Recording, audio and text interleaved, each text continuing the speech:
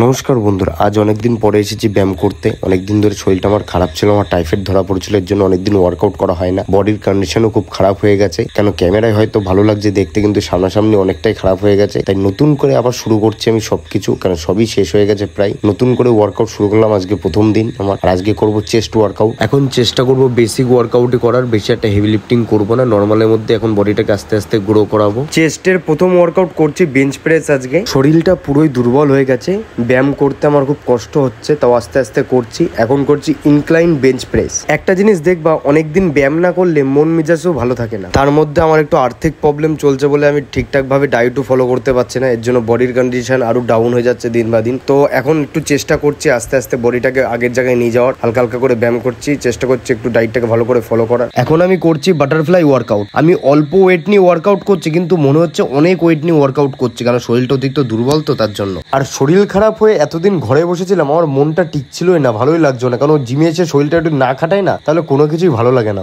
এখন বেশিরভাগ সবাই আমাকে জিজ্ঞাসা করছে তুমি কম্পিটিশন খেলবা না? হ্যাঁ, আমি কম্পিটিশন খেলবো, কিন্তু দেরি আছে। আমি এখন ওয়েট গেইন করবো, 10 থেকে 15 কেজি ওজন বাড়াবো, তারপরে আমি কম্পিটিশন খেলবো। হয়তো অনেক লেট হবে, 1-2 বছর পরে কম্পিটিশন খেলবো, কিন্তু ওয়েট না বাড়িয়ে আর কম্পিটিশন আমি খেলবো না। আর এটা আমার আজকের চেস্টের লাস্ট ওয়ার্কআউট, কেবিল ক্রস। এরপরে আমি দুটো ট্রাইসেপের ওয়ার্কআউট করবো। আর আমি যে ওয়ার্কআউট গুলো করছি এগুলো বেসিক নর্মাল ওয়ার্কআউট। ভালো একটা ডায়েট ফলো করলে এই ওয়ার্কআউট গুলো করেই ভালো একটা বডি তৈরি করা যাবে। সবাই মনে করে ব্যায়াম করলে বা জিমে গেলেই বডি হয়ে যাবে, কিন্তু আসলে রিয়েলিটি ওটা না। রিয়েলিটি হলো বাড়ির ভালো খাবার, পুষ্টিকর খাবার পেট ভরে খাওয়া, ভালো ডায়েট ফলো করা, ভালো একটা ঘুম, রেস্ট, তাহলে একটা ভালো বডি তৈরি করা যায়। শুধু জিমে গিয়ে ওয়ার্কআউট করবো, ব্যায়াম করবো, বডি হয়ে যাবে, সাপ্লিমেন্ট নিলে বডি হয়ে যাবে, এটা পুরোটাই ভুল ধারণা। আমার পুরো ভিডিওটা দেখার জন্য সবাইকে অসংখ্য ধন্যবাদ।